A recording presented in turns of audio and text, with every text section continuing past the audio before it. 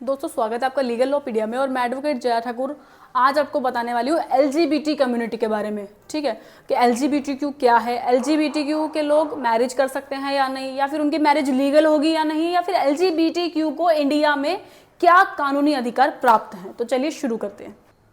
तो दोस्तों इसमें हमारा सबसे पहला क्वेश्चन ये है कि एलजीबीटीक्यू कौन है, क्या है। ठीक है, कौन से लोग एलजीबीटीक्यू कम्युनिटी में आते हैं। देखिए नाम से ही डिनोट हो रहा है, एल से मतलब लेस्बियंस, गे और बायसेक्सुअल, ट्रांसजेंडर जो होते हैं। ठीक है, क्वेश्चनिंग हो गई।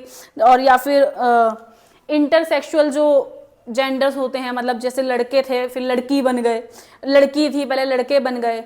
जो लेस्बियंस हैं वो हो गई, जो गे हैं जो लड़के लड़के आपस में प्यार करते हैं वो है। तो इन सब की कम्युनिटी बनाई गई और उसको नाम दिया गया एलजीबीटीक्यू। ठीक है, अब सेकंड है हमारा क्वेश्चन कि एलजीबीटीक्यू लीगल है या नहीं है। ये एक बहुत बड़ा क्वेश्चन है और एक बहुत बड़ा टॉपिक भी है अपने आप में इंडिया के नागरिकों के लिए, क्योंकि इंडिया में एलजीबीटीक्यू वाले बड़े परेशान हैं कि भाई हम कहाँ जाएं। ठीक है, अब ये कोई अपराध तो है नहीं कि अगर एक लड़की को पसंद कर रही है, भाई उसका टेस्ट है, उसकी लाइफ है, वो किसी को भी पसंद करे, उसकी पसंद नापसंद है। ठीक है, हर किसी को आज़ादी से जीने का अधिकार है इस इंडिया में और हमारे संविधान में भी। तो अब ये जो क्वेश्चन है कि एलजीबीटीक्यू लीगल है या नहीं, इसको हम एक केस के मुताबिक समझेंगे। और वो केस क्या था मैं आपको बताती हूँ। देखिए इसमें एक कपल्स थे जो कि 17 साल से रिलेशन में थे और उनके 2 बच्चे भी थे। ठीक है, अब उन्होंने अडॉप्ट किए हो या कुछ भी मुझे नहीं पता, लेकिन उनके 2 बच्चे दिखाए गए हैं, शायद अडॉप्शन से ही होंगे। तो जो केस था वो था सुप्रिया चक्रवर्ती अभेडोंग वर्सेस स्टेट। ठीक है, इसकी पिटीशन इन्होंने हाई कोर्ट में लगाई 2018 में। अच्छा, इतनी हिम्मत कैसे हो गई इस कपल की मैं आपको बताती हूँ। एक केस जब ये सामने आया तो 6 सितंबर 2018 को कोर्ट ने क्या करा, सेक्शन 377 को अपराध की श्रेणी से हटा दिया। अब क्यों हटा दिया? जब ब्रिटिश काल था, जब अंग्रेजों का शासन था, तो अंग्रेजों ने इसको कानूनी अपराध बना दिया कि अगर किसी लड़की को पसंद करती है, ठीक है, तो ये कानूनी अपराध है। अगर कोई लड़का लड़के को पसंद करता है तो ये कानूनी अपराध है। ठीक है, और ऐसे में उसे सजा भी होगी।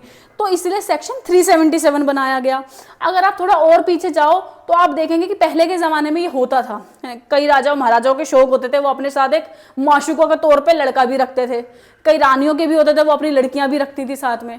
ठीक है, लेकिन जब ब्रिटिश दौर आया तो ब्रिटिश ने काफ़ी चीज़ें बदल दी, कुछ अच्छा भी किया कुछ बुरा भी किया।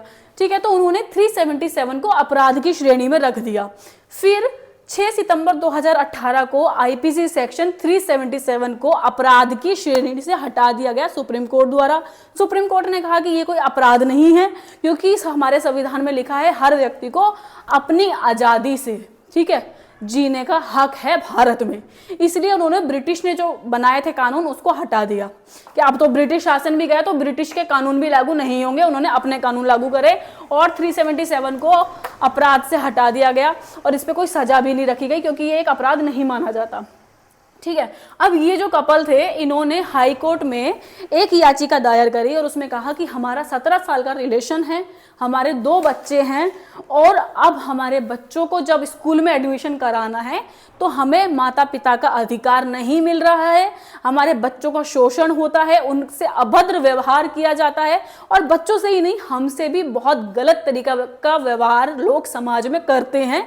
तो हमको वो पूर्ण अधिकार चाहिए स्पेशल मैरिज एक्ट के थ्रू जो हिंदू विवाह में दिए जाते हैं एक कपल्स को। आपको मेरी बात समझ में आई? इनकी कपल्स की क्या डिमांड थी कि भाई हमें भी एक हस्बैंड और एक वाइफ होने का अधिकार मिलना चाहिए स्पेशल मैरिज एक्ट। अब स्पेशल मैरिज एक्ट क्या कहती है? स्पेशल मैरिज एक्ट कहता है कि भाई तुम शादी करो, लेकिन तुम्हें शादी के लिए अपना अपना धर्म परिवर्तन नहीं करना पड़ेगा, तुम अपने धर्म में रहकर भी विवाह कर सकते हो। ये आता है स्पेशल मैरिज एक्ट में। अब यही कपल्स ने मांग कर दी कि हमें हक दो कि हम भी स्पेशल मैरिज एक्ट के थ्रू शादी करें, हमें भी माँ बाप का अधिकार मिले। ठीक है, तो जब ये पिटीशन गई हाई कोर्ट में तो हाई कोर्ट ने कहा कि हाँ बात तो ठीक है, ठीक है, इनको मिलना चाहिए। लेकिन उसके बाद ये थे हमारे जज DY चंद्रचूड़, ठीक है, और हमारे वकील थे इसमें कपिल सिब्बल। तो उन्होंने कहा कि हाँ ये बात ठीक है, इनको मिलना चाहिए। ठीक है, लेकिन उसके बाद इसमें एक और अपोजिट पिटीशन लग गई, वो लगी सुप्रीम कोर्ट में और वहाँ पे ये थे GY चंद्रचूड़ और एडवोकेट थे कपिल सिब्बल। तो इन्होंने कहा कि मान लीजिए जज साहब, पहले तो जज साहब को लगा कि हाँ दे देना चाहिए भाई, होना चाहिए, इनकी आज़ादी है, लेकिन उसके खिलाफ आवाज उठाई कपिल सिब्बल ने, जो कि वकील साहब थे इस केस में अपोजिट में। तो उन्होंने कहा कि चलो ठीक है, हम मान लेते हैं कि अगर इनको हमने ये राइट्स दे दिया, ठीक है तुम बच्चे अडॉप्ट करो, तुम अपना जीवन बिताओ नॉर्मली, लेकिन मुझे एक बात बताइए आप, अगर दोनों जेंट्स है, मतलब गे हैं, अगर कभी लड़ाई हुई और इनका पितृत्व जाग गया कि मैं पिता हूं दोनों का, क्योंकि देखो ह्यूमन बॉडी है, और अगर सामने वाला भी लड़का है तो उसमें भी सेम ही हार्मोन्स पाए जाएंगे। तो अगर उन दोनों में ही हार्मोन्स जाग गए पिता होने के, मर्द होने के, तो माँ की भूमिका कौन निभाएगा, पहली बात। दूसरी बात, अगर हम दूसरी तरफ एक लेडीज को ले लें, अगर एक लेजिबियंस को ले लिया जाए तो वो भी लेडीज है, सामने वाली भी लेडीज है, ह्यूमन बॉडी सेम है, हार्मोन्स भी सेम है। अगर इन फ्यूचर लड़ाई झगड़े में उन दोनों की माँ की ममता जाग गई तो फिर पिता का फर्ज कौन निभाएगा, ठीक है। तो दोस्तों ये कन्वर्सेशन हुई, काफी आर्गुमेंट्स हुई, बहुत लंबे समय तक ये चला, 10 दिन तक इस केस पे लगातार कार्रवाई शुरू रही सुप्रीम कोर्ट में। और इसके बाद एंड में क्या फैसला आया, एंड में फैसला ये आया कि देखिए, इसमें जब ये कार्रवाई चल रही थी तो इसमें एक इंडियन सॉलिटर हैं तुषार मेहता जी, ठीक है, उन्होंने कहा कि भाई देखो, तुम ये जो इस केस पे को कर रहे हो कि तुम कभी अच्छा समझ रहे हो, कभी बुरा समझ रहे हो, कभी अधिकार दे देने चाहिए, कभी अधिकार नहीं देने चाहिए, इसमें मैं अपनी ये राय दूंगा कि हमारे संविधान में एक स्त्री और एक पुरुष के विवाह का वर्णन किया गया है और इससे छेड़छाड़ नहीं होगी, ठीक है। और कानून बनाना संसद का काम है और इस मसले पर हम एक कम्युनिटी बनाएंगे, एक कमेटी बनाएंगे और उस कमेटी का जो भी फैसला होगा उसको मानेंगे। इस बिहाफ पर आप अपनी कोई प्रिडिक्शन ना दें। ये इंडियन सॉलिटर तुषार मेहता ने सुप्रीम कोर्ट को एक चेतावनी दी और कहा कि कानून बनाना आपका काम नहीं है, आपका काम कानून को लागू करवाना है। कानून में अगर कोई परिवर्तन लाना है तो वो संसद लाएगी, आप नहीं, ठीक है। फिर जब इसकी जजमेंट पास हुई तो जज साहब ने कहा कि देखो, बिल्कुल ये बात सही कही है तुषार मेहता जी ने कि हम कानून लागू करवाते हैं, अब तुम आके हमसे ये रिक्वेस्ट करो कि हम तुम्हारे लिए कानून बना दे, तो ये हमारे हाथ में नहीं है, हमारी इतनी पावर नहीं है, कानून बनाना संसद का काम है। तो इसमें हम आपको राइट्स दे सकते हैं कि आप अपने पार्टनर चुन सकते हैं, ठीक है। अडॉप्शन का हम आपको कोई राइट नहीं देंगे क्योंकि ये एक बच्चे के फ्यूचर को खराब करने के लिए घोषित हो सकता है इन फ्यूचर, क्योंकि दोनों की सेम हार्मोन्स बॉडी होती है, ठीक है। और दूसरी बात, जैसा कि आपके साथ भेदभाव किया जाता है समाज में, वो भेदभाव आपसे नहीं किया जाएगा। तो फिर इस पे ये जो कपल्स थे जिन्होंने पेटिशन दाखिल करी थी, उन्होंने बोला कि भाई जिस चीज़ की हमने मांग करी थी वो चीज़ हमें नहीं मिली कोर्ट से, और ये जो आप हमें राइट्स दे रहे हैं ये तो हम उनसे खुद भी ले सकते हैं, क्योंकि जीने का हक तो हमें भी है ना, सम्मान के साथ, इंसान तो हम हैं ना।